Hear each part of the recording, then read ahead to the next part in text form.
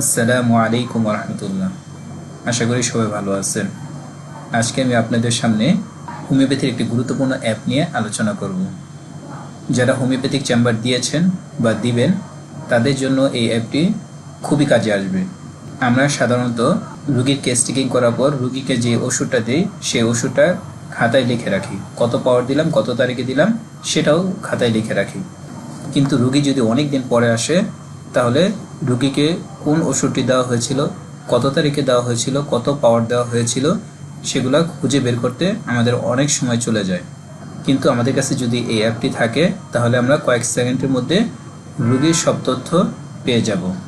আবার অনেক রুগী আছে যারা একবার চিকিৎসা নেওয়ার পর অনেক বছর পর আমাদের কাছে আবার চিকিৎসা নিতে আসে। তখন কিন্তু নতুন করে রুগীর আবার সব কিছু লিখতে হয় বা রুগীকে কি কি ওষুধ দেওয়া হয়েছিল তার জানা যায় না। রুগী যদি 10 বছর 20 বছর পরেও আসে তাহলেও আমরা কয়েক সেকেন্ডের মধ্যে রুগীর সব তথ্য পেয়ে যাব। এছাড়াও আমাদের চেম্বারে বা আমাদের সংগ্রহে কোন কোন ওষুধের কোন কোন পাওয়ার আছে সেটা লিখে রাখতে পারবো এবং খুব সহজেই বের করতে পারবো। এখন আমি আপনাদেরকে দেখাবো যে এই অ্যাপটি কিভাবে চালাতে হবে। প্রথমে আমাদেরকে অ্যাপে ডাবল ক্লিক করতে হবে। ক্লিক করার পর আমাদের সামনে এমন একটি লগইন ফর্ম আসবে। এখানে আপনার ইউজার নেম তারপর পাসওয়ার্ড দিতে হবে। আমার ইউজার নেম হলো ডক্টর মাহফুজুর রহমান। এখন আমি আমার পাসওয়ার্ড দিচ্ছি।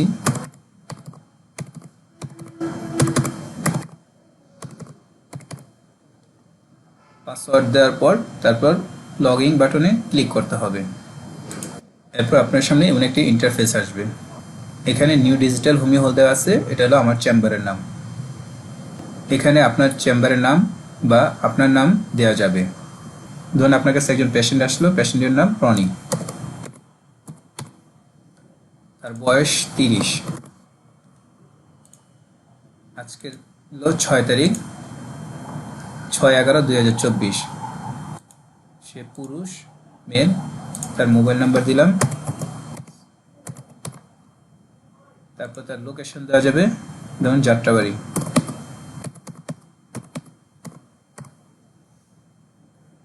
তার কেস টেকিং ফর্ম পূরণ করার পর আমরা এখানে তার কেস টেকিং ফর্মটি সেভ করে রাখতে পারবো। আমি এখন আপনাদেরকে দেখাচ্ছি যে আপনি যদি কম্পিউটারে বা ল্যাপটপে তার কেস টেকিং ফর্ম পূরণ করেন সেই ফর্মটা এখানে সেভ করে রাখতে পারবেন। এখানে ক্লিক করার পর উপরে ম্যানেজ অ্যাটাচমেন্ট নামে একটা লেখা আসবে, আমরা এটা ক্লিক করব।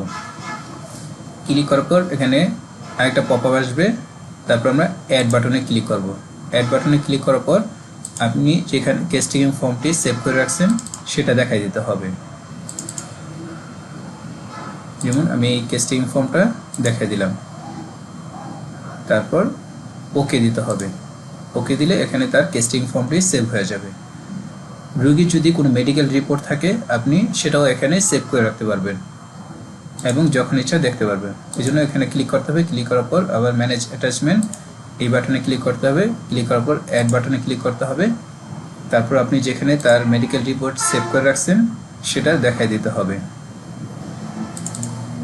যেমন এখানে হাসিনা বেগমের মেডিকেল রিপোর্টগুলো আমি এখানে সেভ করছি। তারপর ওকে বাটনে ক্লিক করব। এখানে তার মেডিকেল রিপোর্টটি সেভ হয়ে গেছে। আমরা চাইলে এটা আবার দেখতে পারবো। যদি আমরা এটা ডাবল ক্লিক করি, ক্লিক করার পর ওপেনে ক্লিক করি তাহলে তার মেডিকেল রিপোর্টটা দেখতে পারবো। এভাবে আমরা এটা সেভ করে রাখতে পারবো।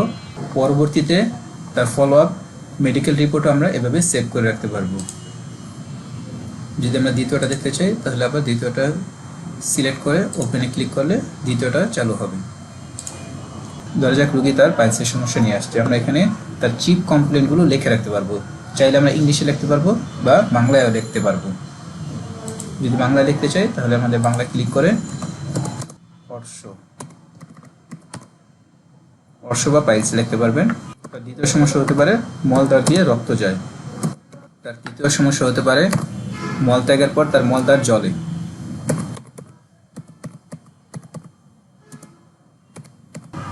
এইভাবে আমরা তার মূল সমস্যাগুলো এখানে লিখে রাখতে পারবো। এখানে আমরা আজকের তারিখ দিয়ে আমরা যারা রেপার্টরি করি তারা তার জন্য যে রুব্রিকগুলো নিয়েছি সেই রুব্রিকগুলো এখানে আমরা সেভ করে রাখতে পারবো।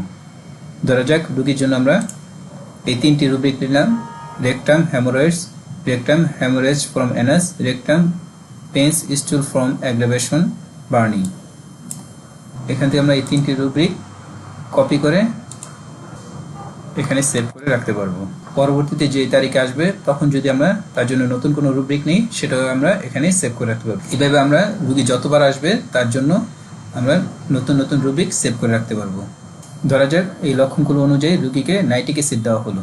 এখানে টিপ দিলে ক্যালেন্ডার চলে আসবে, দিলে এখানে টুডে দিলে 6/11/2024 নাইট্রিক অ্যাসিড 200 দিলে 200, বা আমরা যদি LM পটেন্সি দিই তাহলে LM এভাবে লিখে রাখতে পারবো। তারপর আপনার যদি ভিজিট হয় 1000 টাকা, এখানে লিখলেন 1000 টাকা, কিন্তু রোগী আপনাকে 600 টাকা দিল, এখানে ডিউ 400 টাকা চলে আসবে।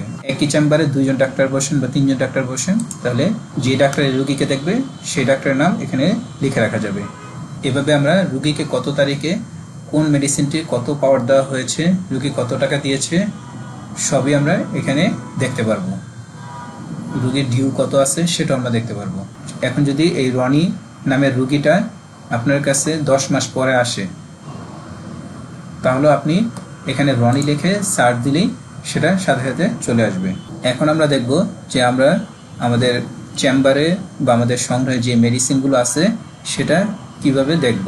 এখানে যে রেমেডি বাটনটা আছে এটাতে ক্লিক করলে আপনার কাছে এমন একটি ইন্টারফেস আসবে। দেখেন এখানে লেখা আছে যে এভিস নেগ্রা 200C, আমার কাছে এভিস নেগ্রা 200C আছে। তারপর অ্যাব্রোমা আগস্টা আমার কাছে মাদার টিংচার আছে কিউ।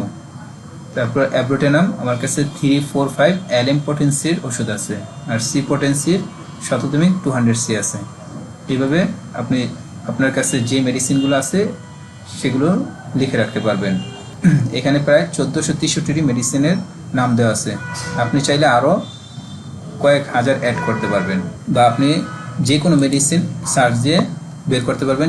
এখন যদি আমি দেখতে চাই যে আমার কাছে বারবারিস ভালগারিসের LM পটেন্সি এবং সি পটেন্সির কোন কোন পাওয়ার আছে, তাহলে আমি এখানে লিখব বারবারিস।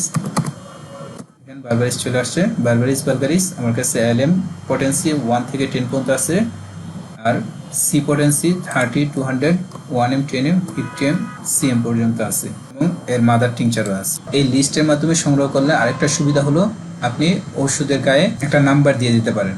এই নাম্বার অনুযায়ী আপনি ওষুধগুলো সিরিয়াল করতে পারবেন। তাহলে আপনি ওই নাম্বার অনুযায়ী খুঁজলে আপনি খুব সহজেই ওষুধটা খুঁজে পাবেন। যাদের এই অ্যাপটি প্রয়োজন তারা স্ক্রিনে দেওয়া নাম্বারে যোগাযোগ করুন।